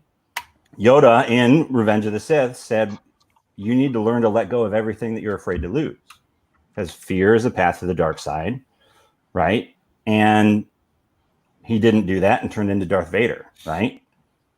That lightsaber, the same one that he gets into the hands of Luke Skywalker, that lightsaber is the one that literally created the genocide of the Jedi and wiped out all kinds of younglings and children and all that sort of stuff. And it's the same one Luke was using when he got his hand cut off. So first time he sees it, what does he do? What would you do with that thing, with all of that awful memory attached to it? No, thank you. Over the shoulder. I don't have anything to do with that. Like, he's running from his mistakes. He's running from the sins of his past. He's not learning from his mistakes and passing it on, right? It's the biggest mistake that the entire Skywalker family has been plagued from since the beginning. So it's definitely keeping in line with the original series, without question, and everything that came before it. So yes, Bobby. I was going to say, I think they could have handled that scene in the same way, but with a little less comedic effect. Instead of him just throwing away, he could have just gave it back to her, or just said, yeah. I honestly think, and they could have done that better. Here's to the point of all of you guys who are saying they should have created this entire story arc as one cohesive thing rather than film after film after film. I honestly think that moment of him tossing it over his shoulder would have been the perfect way to end The Force Awakens if that's the direction they were going in. Because then suddenly everybody's like, but it wasn't the direction they were going. Why did Luke Skywalker just chuck his lightsaber like it was nothing? Like that moment, he looks at it, he grabs it, he throws it over his shoulder, cut. Yeah. Now we got to speculate the direction for the next they were going. 2 years. So that's what I would have thought. Anyway, so yeah, and then down to the bottom, Phantom Menace. I'm sorry, Jar Jar just ruins that movie for me. He really does. He did his job. He did his job. He got kids involved. But he was the Phantom Menace, if you ask me. He was the real menace in that movie. Rose, Jar Jar of the new trilogy. The Jar Jar of the new trilogy is who? Rose. Rose? No. Yes. No. Yes. Used to think Rose is the new Jedi. No, not at all. I disagree with that one. Totally disagree. I'm totally okay with her character. There's nothing about her character that bothers me. Attack of the Clones, though, definitely my least favorite. It is the biggest snooze fest of a movie right up until Yoda busts out a lightsaber. And then, yeah, Rise of Skywalker is my number 10 because it destroyed every possibility The Last Jedi gave it to make a really, really cool conflict between Rey and Kylo Ren. I thought it was setting up a really, really awesome moment that was feeding into the fear. Even the trailer, right? The trailer was like, and Luke says it in the movie, confronting fear is the destiny of the Jedi, right? And I think it's really cool how The Last Jedi set up the opportunity for Rey, whose biggest fear is to be nobody and to not know where she comes from, to be set up to this opportunity where the biggest fear she has is going to be the temptation from the Sith, which would be the Emperor, right? That's their biggest power, is temptation. To feed into this temptation of, hey, if you don't want to be nobody, well, guess what? You can be the new Emperor. All you got to do is kill Kylo Ren, right? And then Kylo Ren's biggest fear is, I'm going to make something of myself. I don't want to be attached to this Solo name and this Skywalker name for the rest of my life. I want to do something for me and finish and accomplish what my grandfather wanted, which is wiping out and eradicating all the Jedi. That's like his big fear that the Emperor could easily feed into and give a temptation, which is, all you got to do is kill her. Like, that's what I thought it was like building to, right? And they never really paid that off at all. So anyways, so that's our series. That's that, and then Alberto. I love Alberto's list. Okay. Speaking of Attack of the Clones, noticing that there's only 11 films that have come out. Alberto, can you explain this list to us just a little bit? I'm kind of curious about. You got some major hate for Attack of the Clones here. Okay. Like all the passion that you guys have been giving for Last Jedi, I don't understand it. I don't know why the conversation hasn't been online in all these years over Attack of the Clones. I rented it. It's the worst. Yeah. I was a kid when I rented it from the library, and library lets you rent movies for 7 days. The only reason I finished it is because the 7th day is coming up. I got to return it. I'm going to get a late fee. And it's the only reason I finally, after my 3rd attempt in 7 days and sleeping through the first 2 attempts to finally finish watching that movie, I cannot stand that movie. I can't stand how absolutely mundane the whole thing is. I'd rather tie and untie my shoe for 6 hours straight than watch that movie ever again. You would rather tie and untie your shoe for 6 hours straight than 6 hours straight without seeing a clock or listening to music or anything. I just stare at my shoes the whole time. Alberto, do you like sand? Yeah. Do you like sand? That's another reason why it's not coarse or rough. Yeah, there you go. Yeah, it gets everywhere. I mean, yeah, but that's bad, dude. You would rather watch the holiday special, I rather watch or Ewok Adventures, or the Battle for Endor, or that's not even a movie, dude. Connect Star Wars. What is that on there for? I just had to put that on there. I'd rather do the Han Solo dance than watch Attack of the Clones. I can't stand it. That is hilarious. Sitting in the middle is going to be like New Hope, Last Jedi, Solo. Okay. Last Jedi was the hardest one to really put. I couldn't figure out where I felt with it. I just felt like it's just right in the middle. Like it was just full with tons of potential and ambition, and it just didn't really go anywhere with it. So it's not terrible. It's not great. It's not good. It's not bad. It's just right there in the middle. Rise of Skywalker, again, another just huge disappointment. Phantom Menace, I will put it on in the background just for the sake of nostalgia. That is just nostalgia glasses, 100%. I watched it when I was a kid. I have a question. Yeah. How old were you when you watched it? Phantom Menace? Yes. I was definitely like single digits, maybe 10 years old tops. Wow. I watched it back at Sears when they used to preview movies like on the big home theater section. I just sat down in a chair and watched it, and I remember I thought it was totally fine. But as far as top 3 for time's sake, almost like everyone else, Empire Strikes Back, absolutely favorite. To me, it is the Godfather 2 of sci-fi movies. When it comes to sequels, it is just as good, if not better, than its original. I think it's a super solid movie. Force Awakens is what I always thought New Hope was supposed to be in the eyes of someone that grew up in the 80s, but someone that grew up and was born in the mid-90s. This is basically our episode 4. And Rogue One, I've already talked about it, pointing out the thing that Bobby was talking about, that anyone can really be a hero. But needless to say, in summary, though, absolutely for sure, Attack of the Clones. Sin on Earth, maybe. I'm not sure. But I think it is though. So there's a few points here that I think most of us can agree on, and that is that The Empire Strikes Back is one of the better ones, as well as it looks like a lot of us really like the Rogue One, and then Rise of Skywalker is one of the worst for most of us, with the exception of I think, who was that? I think it was yours, but Christian had it at 9. I got it at 8. Or 8. Lower. Dan, that's you. Dan, you're at the last. Yeah, I know. I need to change this too. That was you. So, and we can all agree Attack of the Clones, except for Joe. We can all agree Attack of the Clones is the worst or very close to it. Yeah.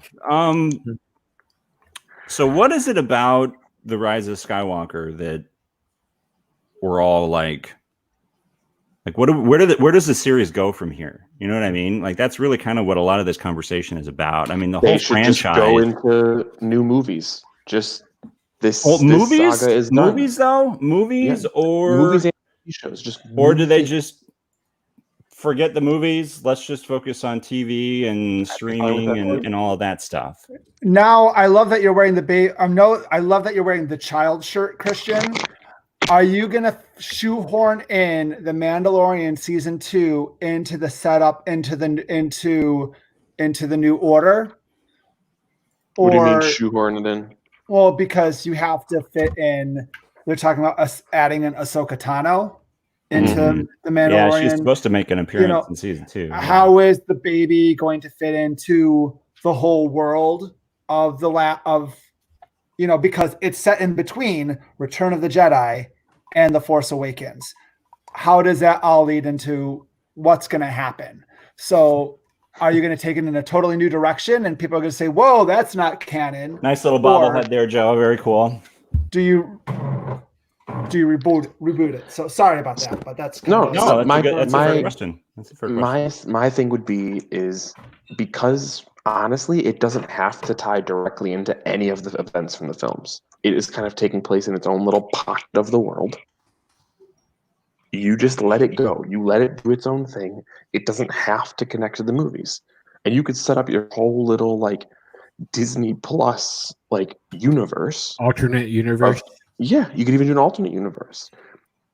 Like there are so many other things for them to do, and people need to stop focusing on, oh, this trilogy sucks, I want to redo it. No, let's just do new stuff.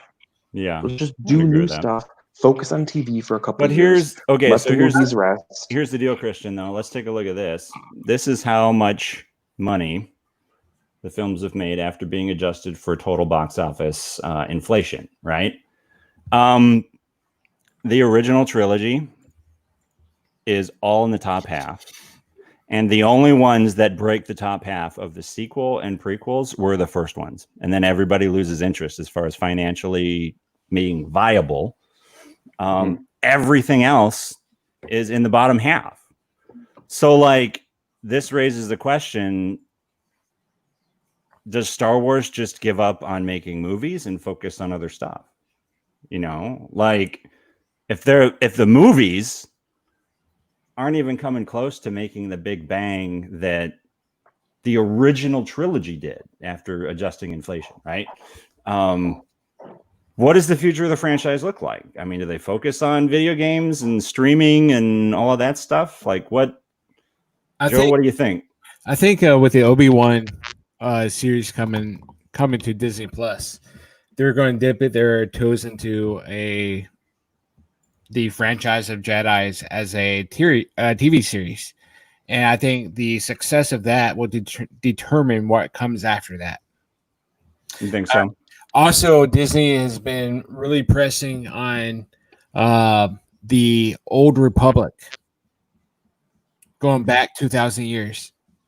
Yeah, I mean the video games came out for that, right? There's the MMO, which is online and continuing to add expansions and stuff, and then the original too. But Disney's come out and is focusing on the golden age of the Jedi. I wouldn't be surprised if we don't see something in new forms of media. Where I'm talking about comic books. Comic books is what they're focusing on, and new novels, but there's a reason why they're doing that. Mm-hmm. It's coming. It's going to be a TV series set in the heyday of the Jedi, height of the Jedi Order, which is 2,000 years before the prequels. So, yeah. Bobby, what do you think? Should they focus on making more movies? Do they reboot the series somehow? What are your thoughts? I think the movies weren't a success because they didn't build up on its predecessors. The Rise of Skywalker would have been a better success if it built up what it did beforehand, if it had a cohesiveness to it. Yeah. So I think you need to have a better person at the helm of the series. I don't think Kathleen Kennedy is the right person anymore. It needs to be someone else. It needs to be someone who if loves. she ever was, right? She never was the right person. Right. Yeah. So someone else needs to be in charge of the series and have a good vision of Star Wars. That's what I think that needs to happen, and then everything will follow. That's why The Mandalorian is so successful. It's basic, but there's love and there's a plan. There's an obvious plan for it. Yeah. Christian, you look like you agree. I do agree. I honestly think that Rise of Skywalker could have benefited if they had kept with the original idea of 3 different directors, because then it would have at least been each movie had its own feel.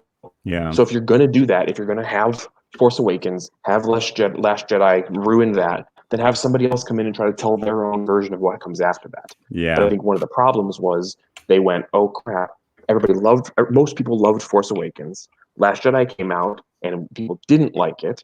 So now we should go back to the director that people liked from Force Awakens.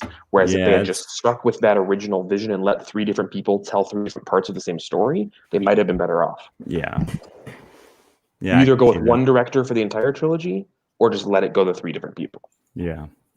So moving forward, will we continue to watch Star Wars movies if they come out with it? Yes. Oh yeah. Yeah. Yeah.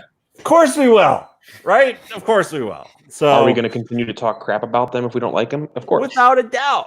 That's what Star Wars fans are now, right? That's what every fan is. However, I do think after the fiasco that was the sequels, that we will not have bad Star Wars movies like The Last Jedi. No, they got to slow it down. They have to slow it down. They got to slow it down. It has to be. They have to be big events. Because Dan, Joe, when the Phantom Menace came out, how big of a deal was that? It was huge. Everyone showed up wearing Jedi robes, swinging the lightsabers around. Yeah, it was the same thing with Force Awakens. People literally camping out in theaters for weeks on end to get in because that was before they had reserved seating. Like that's It was a big deal. And that's what a Star Wars movie needs to be. It needs to be a mega event, not just shooting out movies. You can have that for the TV, spend as many TV shows as you want, but Star Wars movies, they need to be big, gigantic, epic, that wants to make you spend that money again if we're ever allowed to go back to theaters again. Which is what the expanded universe was. Now, my wife was not a Star Wars fan. I said, hey, I'm going to get the Thrawn trilogy on audiobook. I'm going to bring it to you and let you listen to it. Just listen to the first book. Listen to the first 2 chapters. If you don't like it, put it down. And she devoured all the books like that. There you go. And she didn't even care about Star Wars. But the Thrawn trilogy, you read it, did you, Bobby? Heir to the Empire was my first one. Kathleen, the person in charge of the movies, was quoted saying, "We don't have any material to draw from." What? What? You have an entire expanding universe that you could have drawn from, and you chose the shit you went with. Someone's a little fired up there, it looks like.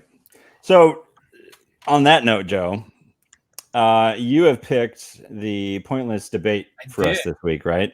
Yep. We got about 10-15 minutes here, which is coming in perfectly. Yep. And here's how this goes. The pointless debate. On the pointless debate, 2 people per side, and instead of doing the thing that we did last week, which was 2 minutes per person, we're gonna do 1 minute. Okay. Because I feel like 2 minutes is a bit a much. long time. Yeah, we didn't need to necessarily have 2 minutes. Some of us didn't even use 1 minute. So 1 minute per person. Who's for and who's against? Who is for and who is against? That is a great question. And also to everybody listening, if you ever have an idea of a pointless debate that you want us to just debate and just argue, tear each other to shreds. Tear each other to shreds. Great way to put that, Christian. Completely randomly on the spot. Leave a comment below. and we will probably just argue the crap out of each other for no point and purpose whatsoever, because we like to argue with each other. We love each other. Apparently. We also argue like nobody's business. So, for and against. You got to pick one. Well, let's pick a number 1 through 10, Joe. I did. And then you did? Okay. Yep. I'm going to go 3. Okay. 7. Okay. 2. Okay. Dan and Alberto's on the team, and Christian and Bobby. How does that work? I don't get to pick my teammate?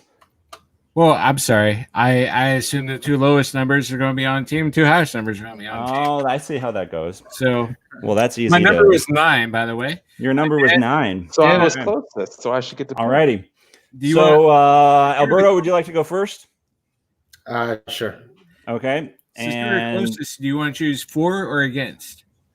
You know what? I was against last time. I'll take 4 this time. Change it up a little bit. Okay. All right, ready? Topic is Star Wars versus Star Wars. Star Wars versus Star Wars? I'm sorry. I've been drinking a little bit tonight. Star Wars versus Star Trek. Oh! Well, okay, but it's got to be a statement, Joe. It's got to be a statement because there's 4 and against. So is the statement Star Wars is better than Star Trek? Yes. Okay. So Star Wars better than Star Trek. Are we taking Star Wars or Star Trek, Christian? You go so for you it, and me are on the side of 4. You and me are on the side of saying Star Wars is better than Star Trek. Dan and Alberto are on the side saying Star Trek is better than Star Wars. I really hate you right now, Joe. Wow. Okay. I would have been on either side of the situation, and I would have had fun with it. Either way. I will, and Bobby, I will let you take the opening statement again. I'll take the closing statement. I'm going to do the opening statement. Yes, this is the most pointless debate in all of nerdom. I hope you know. It really is. No, there's one. There's one more debate. All right, I would have to go off the cuff for this one. So who's going first? Who's going first? Well, Alberto and who? Bobby. Me. All right, Alberto. Did you want to go first, or do you want me to just? You go first. I'm gonna need a quick second to think of some random stuff. Okay. You got a lot. All right. My timer starting. Dan, you got me? And go. All right. Long time ago in a galaxy far, far away, you had one of the blockbuster movies that have aged very well. At least some of the older movies. Right now, Star Trek has been under so many different writers, so many different studios, so many different versions. It doesn't even know where to go now. It has, yeah, I mean, you want to be cowboys in space, or do you want to be knights? What has stood the test of time? What has made more money? What has made more books? What has greater fandom right now? And who is controlled by a bigger empire right now? Disney owns Star Wars. It's just a matter of time before Disney buys Paramount. And we all know a Star Destroyer can destroy the Enterprise whenever. And yes, the Force, Darth Vader, can force choke any of those captains through the screen. Thank you very much. Am my time done yet? I don't know. All right. That was horrible. No, it's gonna be way better than me. So you just let me know whenever to go, and I'll botch it. So let's do this. You go for it. All right, 1, 2, 3. Good luck. This is not easy. All right. I'm going to focus primarily on one thing that you did mention. Star Wars is so big, it really doesn't know where it wants to go. And it clearly is seen with its latest trilogy. It has fans absolutely divided. It has 5 nerds on live right now debating nonstop about the movie. And no one can really just be like, hey, we love this all together, don't we? We can't hold our hands, nothing. If I say the word Spock, everyone is just going to end up saying, I love Spock. If I put my hand like this, everyone's going to end up doing that at the exact same time. It doesn't matter if you don't know the entire back lore of Star Trek in order to love it and appreciate it. There is something about its cheesy sci-fi adventure that's been an absolute thrill and admiring thing to be a part of whether you're a new fan, an old fan, or just one that's been hopping on and off over all the television spin-offs and all the different recent movies. But all in all, you're right. Star Wars is huge. And sometimes a big head can cause it to explode. And we saw that with The Rise of Skywalker, where it really, really, really got overly ambitious. So, boom. Good job. All right. Well, there we go. right, Up next, I'm curious there, Joe, what did you think so far? You're the judge. Alberta nailed it, man. Yeah, no, he did a good job. Yeah, I was surprised. Yeah, Good luck, man. good job, Al. I liked it. Good job. So the question, so it seemed like Alberta was going more towards what Star Wars isn't anymore. So, okay. Up next is Christian and me. I'll do your timer if you want. You got this. Sure. Okay. Go for it. Where's Christian? Here he is. There we go. Okay. And Christian, you can go first, sir. All right. Go. All right. So it's an age-old debate. You got Star Wars, you got Star Trek. People have been debating and fighting and arguing for years and decades over this. True. Ultimately, Very what it comes down to is the characters from Star Wars and the actors that play them are so much more universally known for those characters and for those roles than anybody from Star Trek.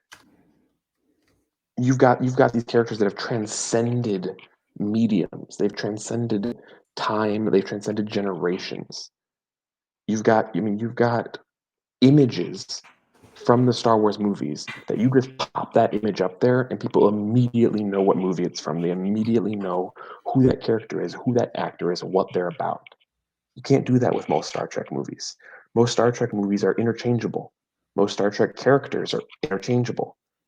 Throughout the years, you've had so many different Star Trek characters pop in and out that only the most hardcore Star Trek fans even know when they were relevant. And there is 1 minute, right, Joe? Yep. He was timing. He was giving me a. Alrighty. Yeah. Okay, Christian. Interesting.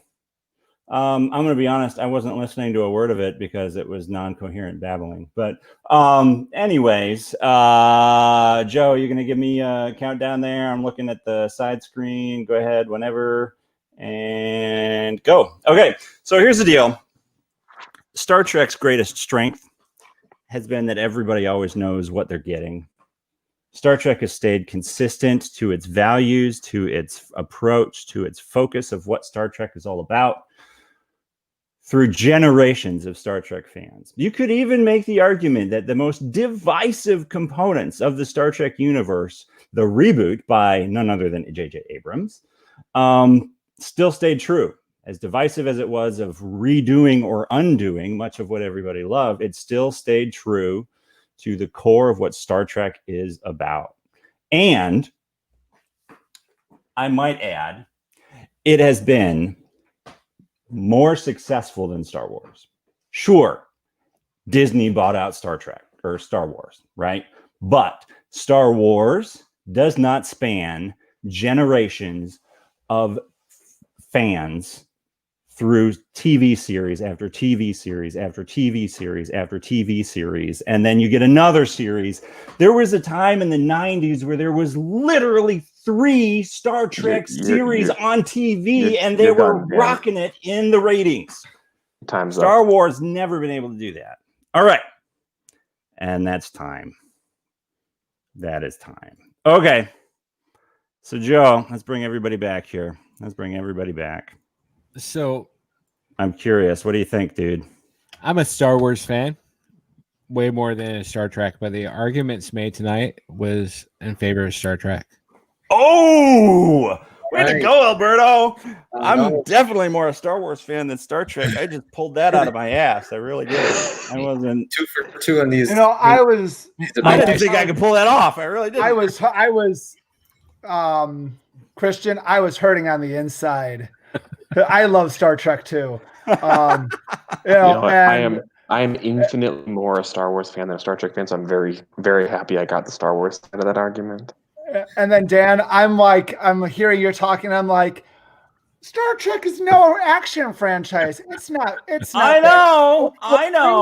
So it's kind of like I know that the movies, but they're rebooting the movies again. Hey, you know what? Alberto's 2 for 2 in debates. He's on fire. My wife is a Trekkie through and through. And I can't wait to see the new Captain Pike show. With That's going to be really good. That'll be really good. That one I'm looking forward to because that's going back to Trek. It's going back to the hopefulness. So, agreed. Hopefully. So next week, I think our focus, our conversation next week, it's not going to be Star Trek. Sorry, Trekkies out there.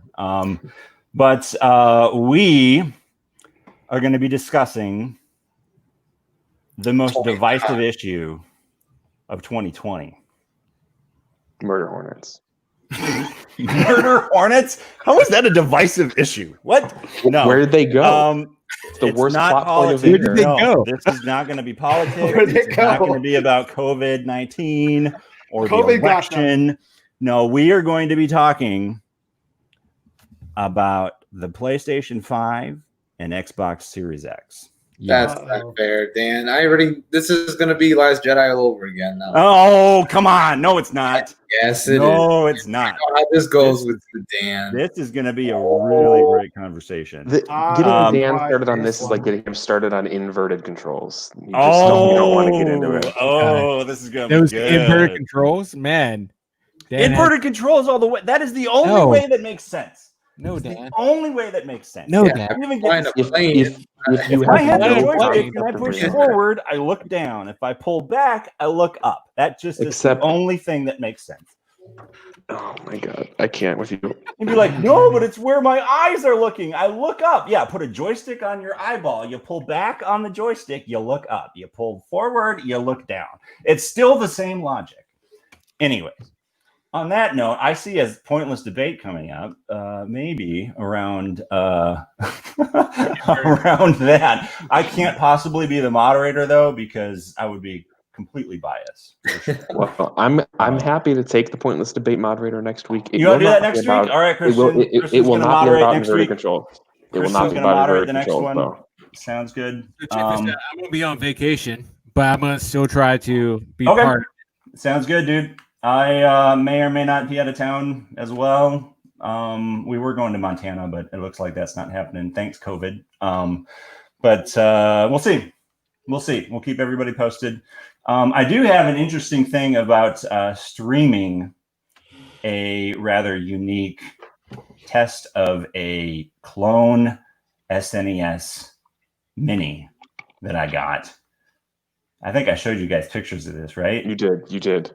It has if you guys want to check the videos in the YouTube channel, there's one that's titled Black Mario versus the KKK. Yes, that's a real thing. And that is only one of the many obscure and randomly absurd and incredibly offensive things that probably show up on this thing. And I am so curious to unpack the games of this. How much does it cost?